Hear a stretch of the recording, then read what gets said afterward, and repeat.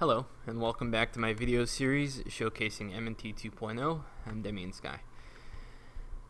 Now, I promised all of you that I'd give you a mod video to show you some of the code and stuff like that involved with 2.0, but I lied. Instead, I'm going to show you something else I've been working on, and that is education. You can see here in the bureaucracy estate, I've added an interaction that brings up the education office. And before I show you that, I'll ask you to recall what education used to be like in previous versions of MNT. In the last version, education involved building universities, and it was a very big one-time upfront cost.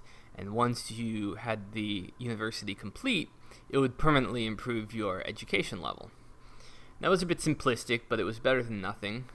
But now we've created a significantly better system in which you must persistently finance and support your education in order to improve your education level over time. You can see here, this is the education office for Poland. You can see their education level is pretty low, just 25%, and that yields a malus mainly instead of a bonus. Hurts tech cost, idea cost, hurts institution spread, and is bad for yearly army tradition decay. Basically, if you have bad education, it's harder to innovate, and it's harder to maintain military knowledge because no one's writing anything down. Okay. Now, education, your education level changes fairly slowly over time, either up or down. It goes down when you're not spending enough on education because people in your society are growing old and dying and taking their knowledge with them. So you have to continually educate a new generation. And the higher your education level becomes, the more expensive it is to then push it further and further up. Education in this era is almost entirely for the upper classes and clergy. And so generally, education is something that will apply to, let's see, where's an upper class your upper class population. Now, there's two things that influence how fast or slow your education ticks up or down each year. The first is your financing level. You can see that we have a total endowment for our education system in Poland of 178 ducats. It sounds like a lot, but that's not all being spent at once. You have 178 ducats, 5% of that is taken off each year and then invested into education. And if your endowment is generating more education than you're losing, then you gain education. And you can see that in Poland, the church is basically lifting all the weight as far as funding is concerned. So every year, the church donates 6.6 ducats toward the total endowment, because in this era, especially in 1357, most education was being done by the church. And how much the church donates depends on the church influence of your country. The higher the influence, the more they donate toward education. But of course, when you have high influence, church influence, it also dramatically reduces autonomy and hurts taxation and things like that. So you can also invest in education directly as a country, and you can do that by increasing the funding level here. You can see increasing funding is pretty simple, and you can see that, where is it? You can see here that the current state funding level is 8 ducats, which means that 8 ducats is then taken out annually from your treasury, and it's reflected right here. See education budget. So every month you lose 0.66 ducats, and over a year it ends up being 8 ducats. Using this method here, is much better for, I think, the player and the AI, because the AI can then add this into their calculus when it comes to budgeting the rest of their army and things like that. And you can see that you can also decrease funding, and then you can also make a large one-time donation to improve your endowment. So let's say, for whatever reason, you come into a whole lot of money. You can then donate a big chunk of that money. And you can see our growth was pretty small previously with an endowment of just 178, but with an endowment of 478, you'll see that, let's recalculate, we'll see that education is growing much, much, much faster. So you can see we're growing at 1.18 last year. And remember, the endowment's going to be deteriorating as well if we're not financing properly. So if we had kind of crappy funding, then watch, this will go down when I make another year pass. So I make another year pass. You can see it's gone down because the endowments is gradually being siphoned off for education, and we're not putting enough back into it. So eventually, if we stopped investing in education, slowly the endowment would deteriorate, and we'd eventually go into the negative. And then we'd start losing education. Okay, so that's funding for education. There's another aspect too, and that is our university system. In Poland, we don't actually have any universities, so you can see the data on our students says that we have 6 pupils without access to a university. And we have this thing called a national education multiplier, and this multiplies into the value of our endowments. So if all 6 pupils had access to a university, it would make the multiplier 2, and it would double the effects of the endowment. And universities are a large upfront cost. They're expensive. They tend to cause a bit of unrest because when you aggregate a lot of really, really, really smart people in one place, it sometimes is bad for the government and their agenda, because they want to change things. So let's go ahead and look at a country which does have some universities. I'll head over to England. Of course, Oxford and Cambridge are 2 notable universities. They happen to kind of be out in the countryside, which does have an effect on education. I'll get to that. But when we look at England's education, we see their education level is substantially better.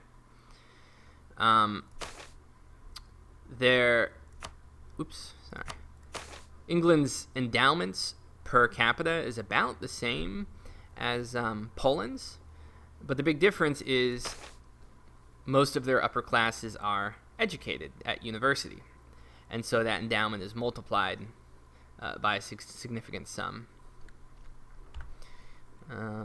But you can see a few pupils are still without university access. Each university has a certain number of slots which can educate a certain number of upper classes. And so if you have enough slots, then you're able to educate all the upper classes. And anyone inside the country can go to any university in the country. Now, when we go to some place like, let's pick any old random country here, right? If we go to Grenada, we can see that they have an even higher education level, even though they have a significantly smaller endowment. So what's happening here?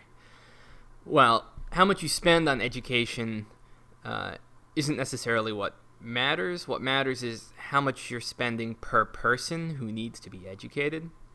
And if we look at our student breakdown in Grenada, we see that there's only 2 pupils in need of education, and we have a whole university to do that.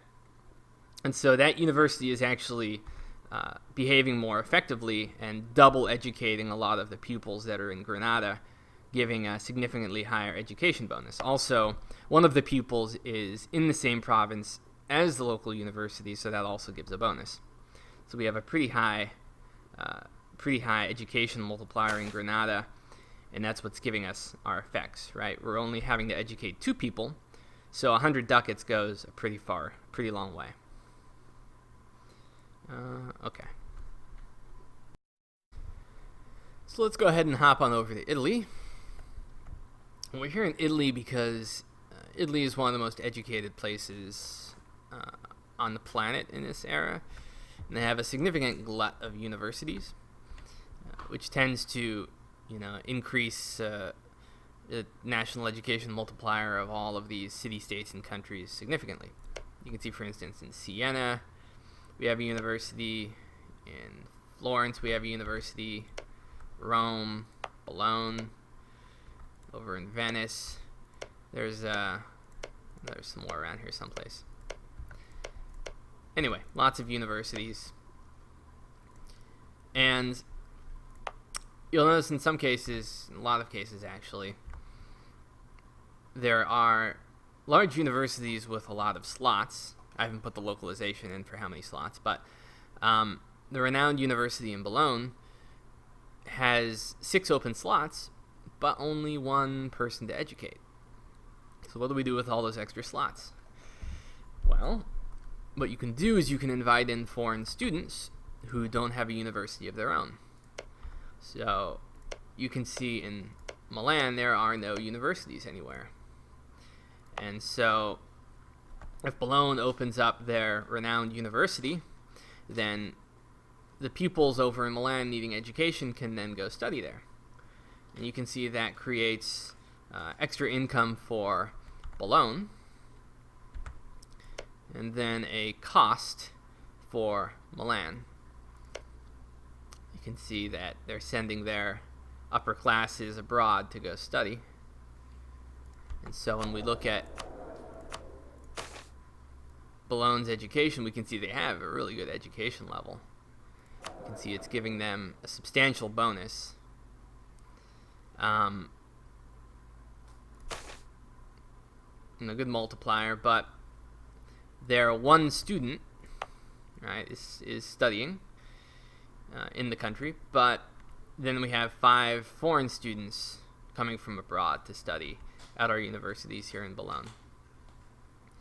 And we can actually change our policy as to how to deal with foreign students. You can see, for instance, we can turn it on or off. If we're a bigger country and we don't want outsiders coming in taking up our university slots, then we can always prohibit them from studying at our university. There is a limit to how far pupils can come from. And when it comes to inviting in foreign students, what matters is the culture group. So anyone in the Latin culture group can study at any other university in the Latin culture group as a foreign student, right? So that's kind of the limit as to how far foreign students can come from.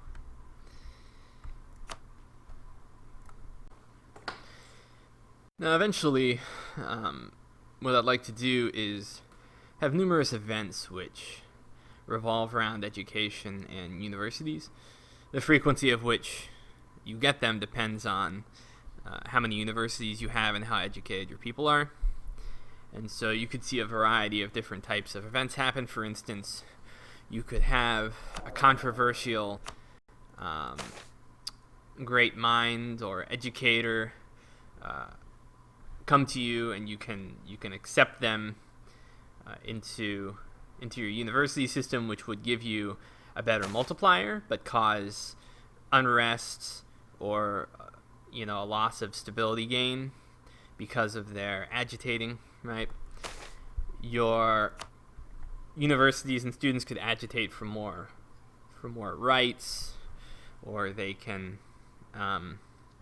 rabble rouse, as is often the case. And so we're looking into some of those possibilities to help add some flesh and flavor to education.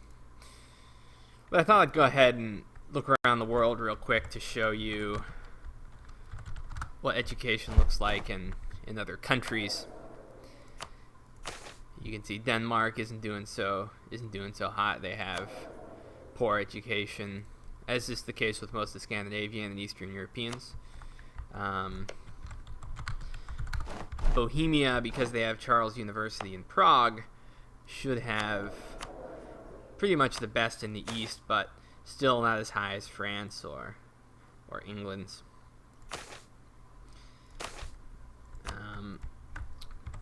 Take a look at France real quick. France is an interesting case. You know, they're such a big country, but they have surprisingly good education. One of the big reasons is because of they have a renowned university in Paris, which is also directly educating the 3 individuals there. Yeah, you can see that. You can see they have a pretty good multiplier. France will need to. You can see their income is not very good because they're so decentralized and their estates are so powerful. And so what France will generally have to do to keep their education level sufficient is to lean on their greater nobles in order to try and get them to contribute to education.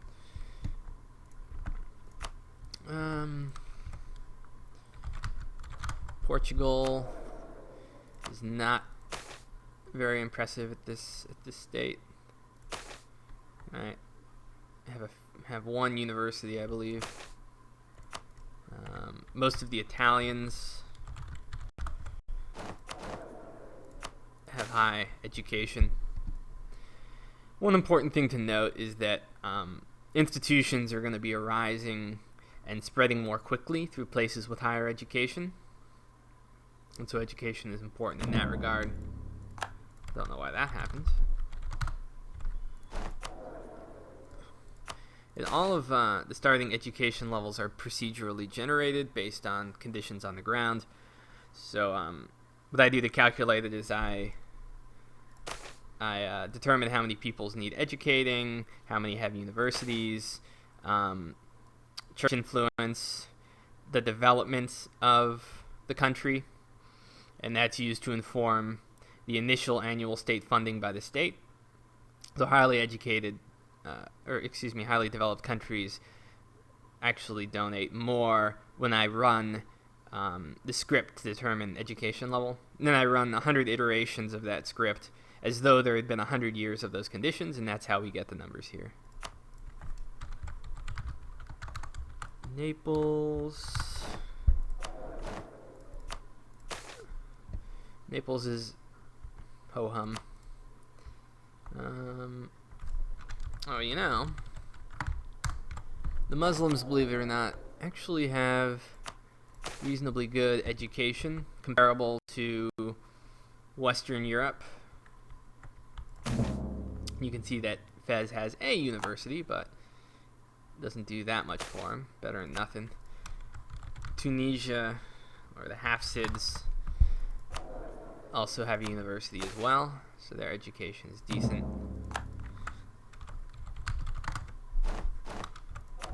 We can see Mamluks, also pretty good.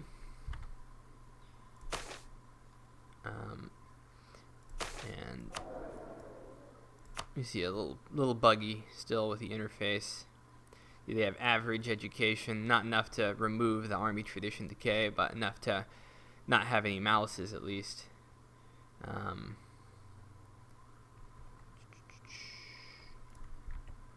And interestingly, the Romans. Whoops, that is not the Romans. Byzantium. There we go. Interestingly, the Romans have quite good education for an Easterner. In fact, they're comparable to the Italians because obviously, you know, they are kind of riding off the coattails of their illustrious history. The Ottomans, too, have pretty good education because they're kind of doing the same thing.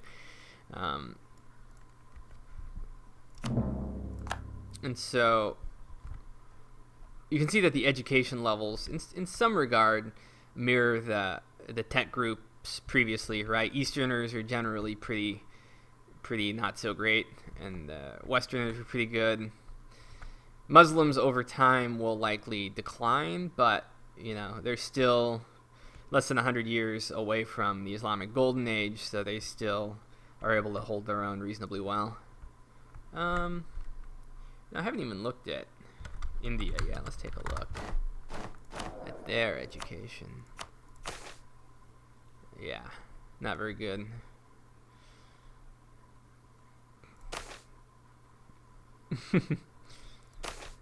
Okay, so that is the general idea. Thanks for watching, and hopefully I'll have some more videos out, and there won't be such a long stretch of time. I did actually record this video about a week ago, and I did so without my microphone plugged in. And so once I realized that, I also noticed there were bugs, so I thought I better fix those before I record another video. Then I found more bugs, and just kind of got into a bug fixing frenzy. But yeah, go ahead and head over to the forums and participate in the conversation in the Meiou and Taxes forums on Paradox, and I'll see you guys next time.